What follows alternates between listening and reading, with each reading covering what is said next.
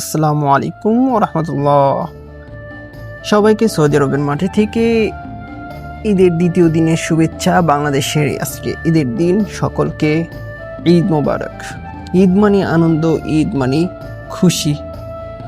তো প্রবাস জীবনের ঈদের আনন্দ একটু ভাগাভাগি করে নিতেছি আপনাদের সাথে। তো দেখতেই পারতেছেন আমরা কিন্তু সবাই রেডি হচ্ছি, কারণ আজকে ঈদের দ্বিতীয় দিন। বিকেলবেলা আমরা এখন যাচ্ছি সকলে মিলে সমুদ্রের পাড়ে। কি করব, প্রবাস জীবনে নিজেদের একটু ঘোরাফেরা করার দরকার আছে। তো সেই ঘোরাফেরা করার জন্য যাচ্ছি আমরা সকল মিলে কোম্পানির যে বাস আছে সেই বাসে। কি ভাবছেন, ফ্রিতে? না, সকলে মিলে টাকা দিয়ে যাচ্ছি। যেহেতু ছুটির দিন, ড্রাইভারও তো ছুটি কাটাবে, সে তো সবসময় গাড়ি চালায়। তো এই কারণে চিন্তা করলাম তাকে সকলে মিলে 5 টাকা করে দিই, সৌদি আরবের 5 রিয়াল, এবং তার সাথে যাই। তো যেই কথা সেই কাজ, সকলে মিলে যাচ্ছি বাসের ভিতরে গান বাজিয়ে বাজিয়ে, মজা করতে করতে, ভিডিও করতে করতে। ইনশাল্লাহ সৌদি আরবে যেহেতু আছি, সৌদি আরবের সকলের সাথে মিলেমিশেই আমাদের থাকতে হবে এবং ঈদ উদযাপন করতে হবে। এবং সেই ঈদ শুধু এক ঈদ নয়, সে ঈদ হলো যত বছর সৌদি আরবে থাকবো তত বছরই পালন করতে হবে একা একা। তো এই একা জীবনে একটু আনন্দময় করে তোলার জন্য আমরা সকলে মিলে একসাথে যাচ্ছি বাসে। খালি 4-5 জন বাদে সকলেই আমরা বাঙালি, আমাদের কোম্পানির এবং আমাদের বিল্ডিংয়ের। তো দেখতেই পারতেছো সৌদি আরবের কি সুন্দর রাস্তাঘাট, সেই রাস্তার ভিউটা আমি নিতেছি তোমাদের মাঝে। এই যে দেখতে পারতেছো উঁচা উঁচা একটা টাওয়ার দেখা যাচ্ছে, সেটা কিন্তু আমাদেরই প্রজেক্ট। এখানে কিন্তু আমি উঠে তোমাদের একটা ভিডিও দিয়েছিলাম কর্নিশের, সেই ভিডিওটা এটার উপর থেকে ভিউ দেখাইছিলাম। তো এই হলো সেই বিল্ডিং।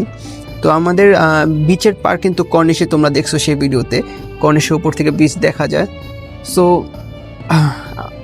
সেই বিচে আমরা যাচ্ছি, এটা পর্যটক কেন্দ্র।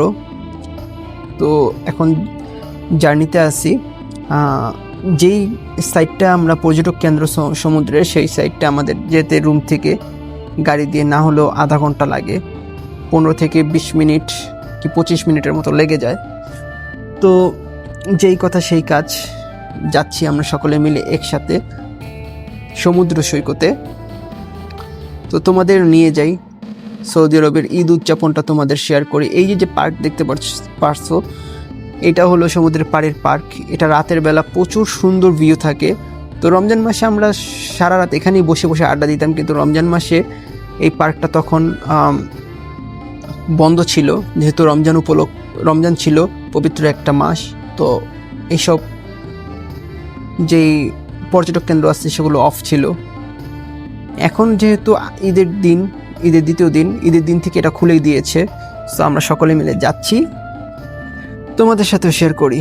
আর হ্যাঁ, যেতে যেতে একটা কথা বলি, তোমরা যারা আমার চ্যানেলে নতুন, সকলে সাবস্ক্রাইব করো, পাশে থাকা বেল আইকনটি ক্লিক করো। দেখতেই পারতেছো সৌদি আরবের মাটি বা সৌদি আরবের রাস্তাঘাট কতটা সুন্দর, কতটা পরিষ্কার, যেটা বলার বাইরে। এই দেখো কর্নিশের সামনের সাইডে চলে আসছি, গেটের সাইড দিয়ে, যেখান দিয়ে আমরা ভিতরে প্রবেশ করি। তো দেখতে দেখতে সমুদ্র সৈকতের সামনে চলে আসছি।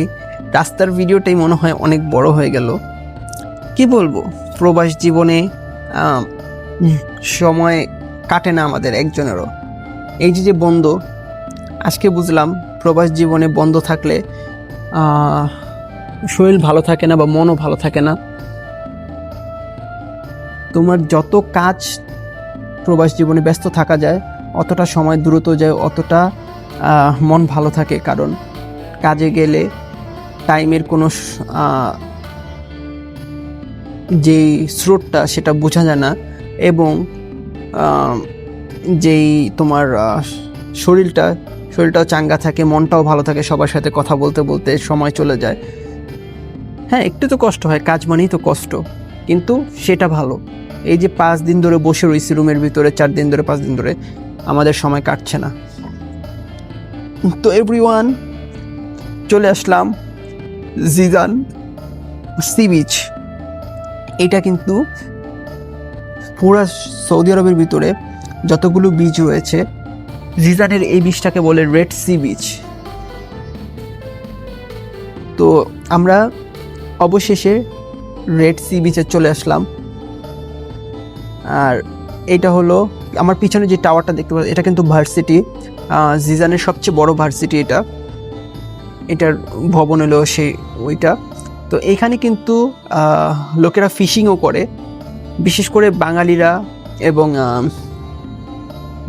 মিশরীরা, এই দুইজন প্রচুর পরিমাণ এখানে মাছ ধরে এবং মাছও পাওয়া যায়।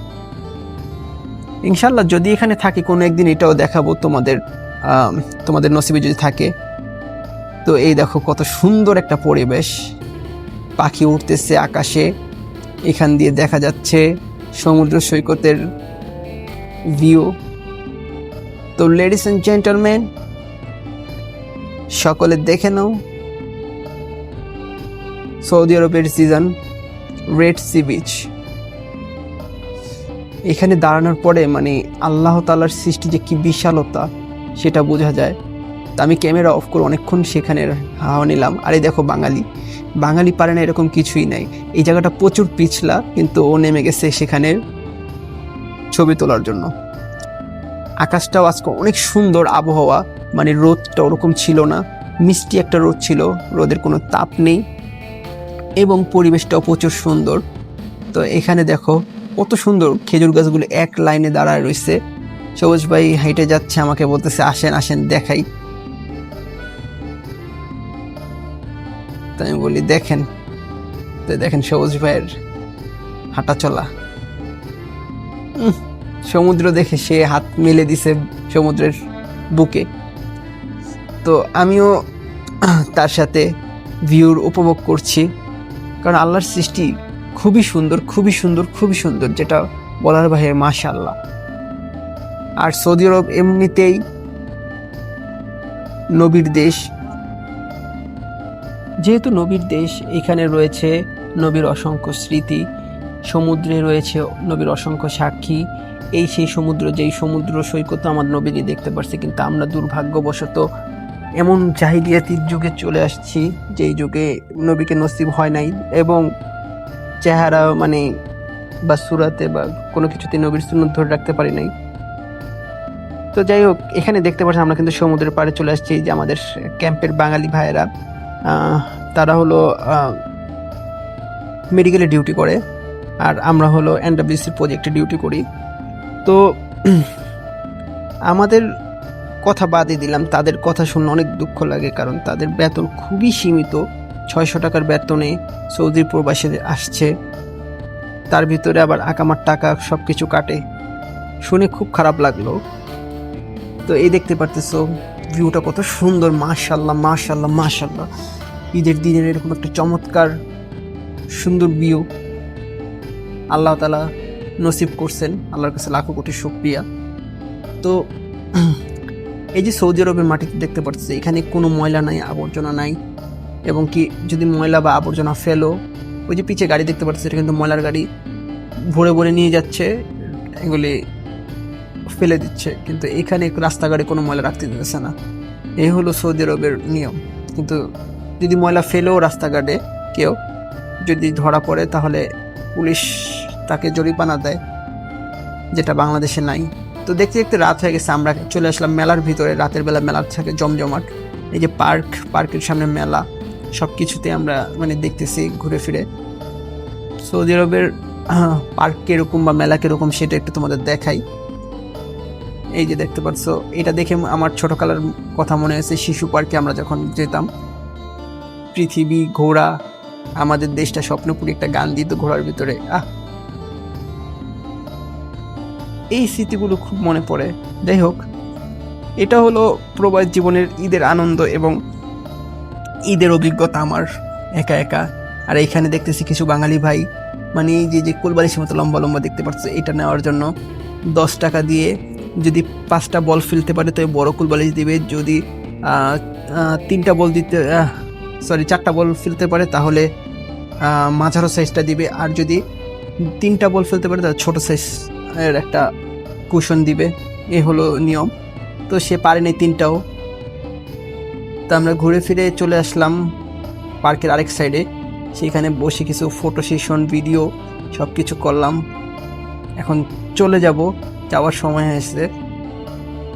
তো আজকের মতো বিদায় নিচ্ছি। ইনশাআল্লাহ নতুন আরও একটি ভিডিও নিয়ে আবার তোমাদের মাঝে হাজির হব। ততক্ষণ পর্যন্ত আমাদের সাথেই থাকো, সুস্থ থাকো, আমাদের জন্য দোয়া করো এবং সকল প্রবাসী ভাইদের এবং দেশ বিদেশের সকলকে জানাই আবারও ঈদের শুভেচ্ছা। ঈদ মোবারক। আল্লাহ হাফেজ, বাই বাই। আসসালামু আলাইকুম রহমতুল্লাহি ওয়া বারাকাতুহু।